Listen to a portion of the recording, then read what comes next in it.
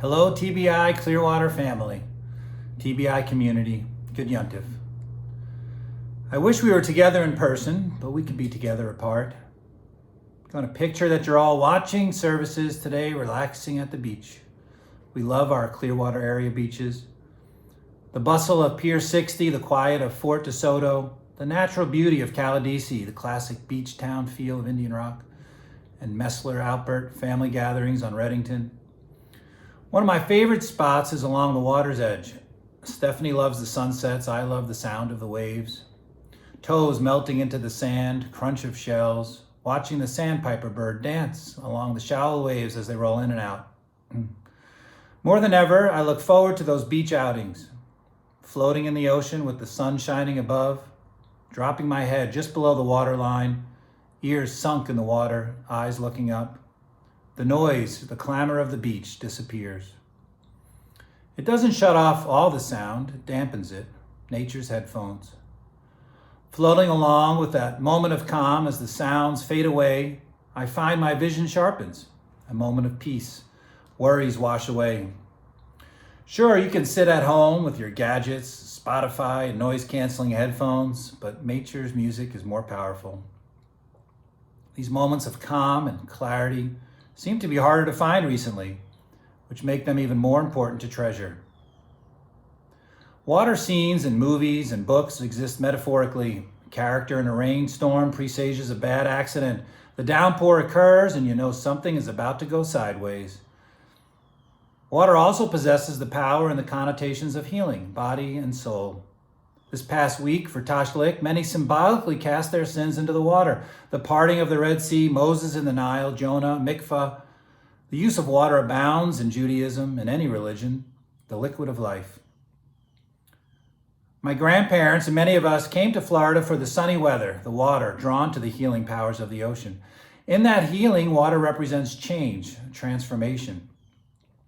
To paraphrase the Greek historian Heraclitus, no one steps in the same river twice. You are a different person with each step, and the flowing river changes constantly. The water brings many attributes. Its cleansing offers calmness and connotates change, and here in Clearwater, clarity. My day job, I'm a professional healer, trained in internal medicine and now a hospital medicine physician, a hospitalist. I know many of my colleagues from the hospital are out there now. Physicians, nurses, therapists working tirelessly. There was no other physician in my immediate family before me, but I'm from a long line of healers, as we all are, since we all come from Jewish grandmothers, the greatest of healers, the makers of chicken soup, wrappers of wounds, and appliers of homegrown remedies curing all that ails you. My grandmother applied methylate, a red-based ointment. I grew up with red spots all over and vanishing wounds. I learned later in life that ointment was laced with mercury, but she meant well. The hospital has been my second home for 20 years. For the past couple of years, I split my time between the hospital and working for a diabetes tech company.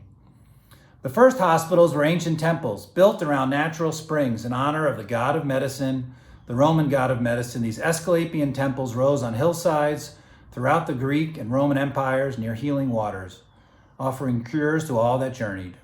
The hospital, a house of healing. Hospital, the Latin origin of the word is hospes, H-O-S-P-E-S, meaning strangers, similar to hospitality, hostel, or hospice. A hospital cares for strangers. I was drawn to medicine for the science, the truth. There is an answer. That meaning is imbued in the word physicians, from the root physic, P-H-Y-S-I-C, seeker of truth, the truth in nature. Medieval doctors were called physics and searched for truth in philosophy and in medicine. The studying of human anatomy brought you closer to the truth and hence closer to God. My first medical job was at an academic hospital teaching. The word doctor comes from the Latin doceo, D-O-C-E-O, to teach. Similar to rabbi, also means to teach. Both words that define a lot of what we do, teaching.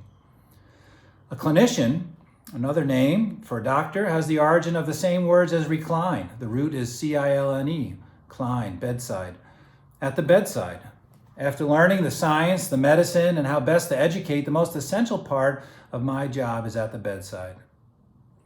All these qualities are what I love about medicine. It started with the science, the search for truth, but the real work happens at the bedside with the patient, where that clarity gets murkier, where sometimes the truth is hard to find, where there's not always clear answers, or the answer is simply holding someone's hand, the patient's hand.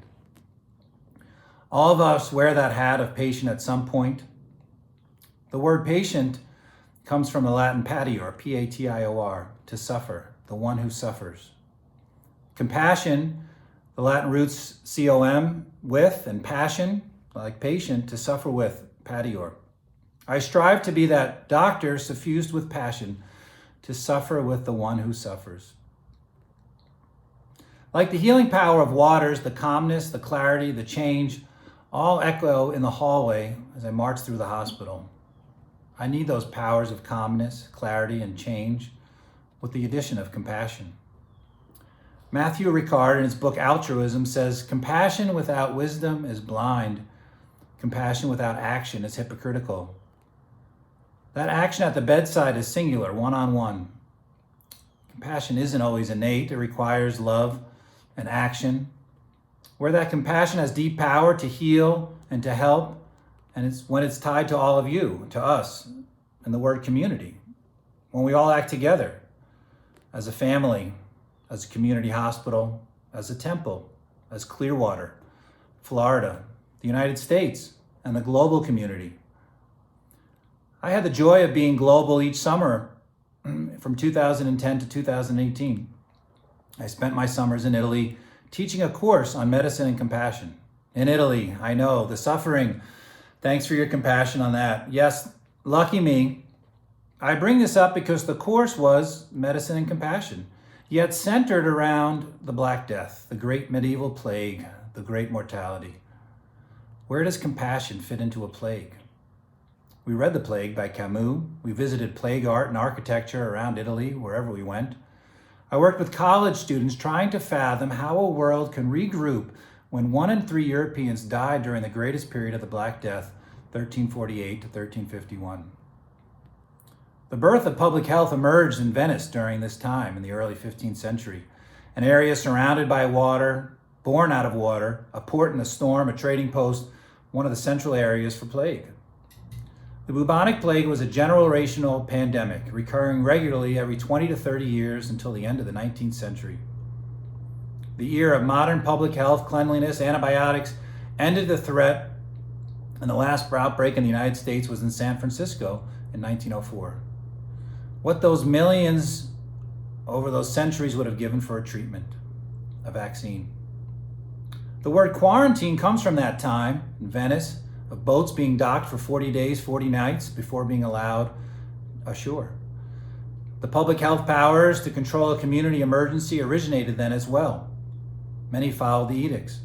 Others responded with fear, with hate, blaming the poor, often blaming outside communities. Jewish communities were blamed, condemned as poisoners of the well and spreaders of the plague. Some, like Boccaccio, wrote stories. Others, like the great architect Palladio, built magnificent churches to healing, trying to find ways of comfort, compassion, and community in those difficult times. Traveling in Italy in 2018, these all seemed like remote stories, the past.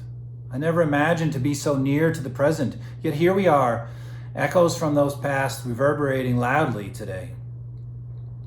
The generation of physicians that trained before me faced the unknown of HIV in the 1980s. Physicians before that in the 1940s trained in the era of penicillin, antibiotics, breakthroughs, thinking we would have answers and treatments for all that ails us. 80 years ago, we thought infectious diseases were going to be a thing of the past. One of the greatest paradoxes of the past year and a half is summed up in a quote, sums up some of my frustration, our frustration. What was thought to be easy turned out to be quite hard.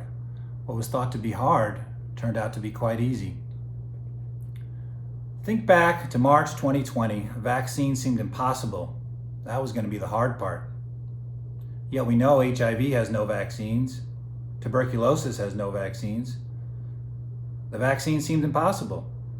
Epidemics that wreak havoc around the globe still exist without vaccines. If only we had one, people would take them, right? That's going to be the easy part. Well, here we are. First out of the gate with the vaccine. The hard part turned out to be very doable, to be easy. We got one. Yet the U.S. has one of the lowest rates of vaccinations of the wealthy nations. A vaccine based on decades of research, proven safety, 350 million doses given in this country, 4.5 billion doses around the world, rare side effects, enormous benefits. The hard part turned out to be getting the vaccines into arms. How is it in the hospital these days? Not good. N95 lines etched into the cheeks are temporary marks, but the scars of preventable deaths run deep. Normally in a patient room, I would sit in as long as needed, sitting, offering comfort. Recently, it's been chaos, trying to offer compassion encased in layers of plastic, barriers, isolation. That lack of calm and clarity. Everything seems sideways. Remember when we fought together to flatten the curve, social distance, wearing masks, and we would work together to minimize the hospital surge? The community at work. What can we do? How can we keep cases down? That's what we were thinking about in March and April of last year. Now we have friends and families in the hospital alone. The community hospital becomes an isolationist location. Outside the hospital, the emotional, mental, and physical exhaustion is all evident. Family members living in virtual isolation. We're living in this daily grind of assessing risk in everything we do. Every day is a mental calculation. What's my risk? Can I go outside, inside? Which restaurant? Can I be with friends? Which friends? Who's vaccinated? Who is not? The kids need to be in school, but who's keeping them safe? Normally we understand the risks of day-to-day life, but now the brain is fried, contemplating the constant calculus of risk. Predictability is gone. Taking care with compassion with the patient, the one who suffers, is so much harder these last few months than ever before. Watching the suffering be needless, preventable, as misinformation spreads as fast as the virus. Accidents are just that, a mix of timing and bad luck. If I had just left the house 10 minutes earlier, I wouldn't have been in that car crash. I saw the rain coming. I knew something bad was going to happen. If I took a different bike route, wouldn't I have slipped on that patch of grease? A split second can mean the world. But if you were told in advance what would occur and a solution to prevent the outcome, wouldn't you have signed up for what to do differently? We have solutions that prevent harm, a surplus of vaccines in our midst. We have masks, social distancing, we need more testing, and yet we are drowning in misinformation. We are in the upside down world of Stranger Things. The Demogorgon lurks. My kids get that reference. And we don't have to be there. I got my vaccine as soon as I could, as did my family. Stephanie and Shayna and Lila all received their vaccines as soon as they could. Which are the countries around the world doing the best of the wealthy nations? New Zealand, Taiwan, Norway, Singapore, Denmark, Japan. And what do they have in common? Political cohesiveness, social trust, income equality, and a sense of community. How do we navigate? How do we get out of this? How do we get unstuck, get through the hard part, and escape the upside down? Let's think about the ocean on a calm day, the salt air, the breeze. Can we all be some of the elements of a healer that water teaches us? The calm, fighting through that noise, finding those moments of peace. I ask to take this time, the holiest week of the year, to find those moments of peace. Clarity.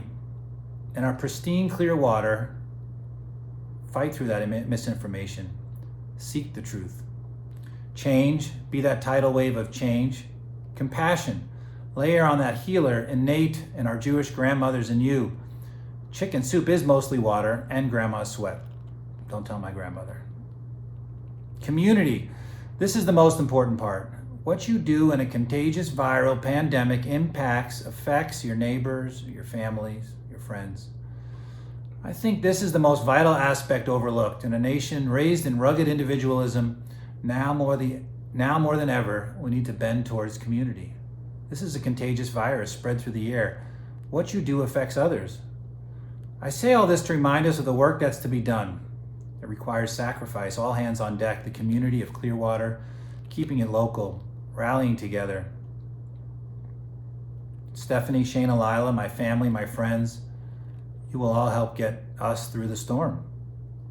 get me through the storm. What did emerge from the Black Death in the 15th century? What followed the bubonic plague, the Renaissance? What followed the 1918 influenza, the Roaring Twenties?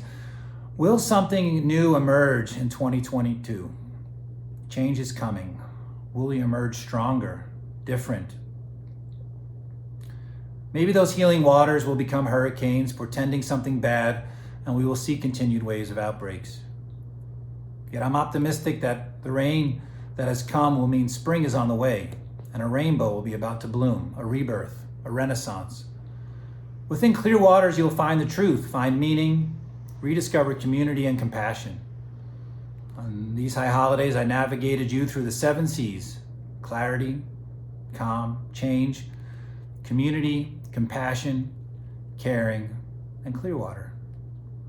So Clearwater community, let's navigate this in all storms, and we'll be brought safely to shore on the water's edge. That's how we move forward, as a community with clarity. Water representing the healing, listening to the science, listening to the ocean, and we will get through this together. Thank you.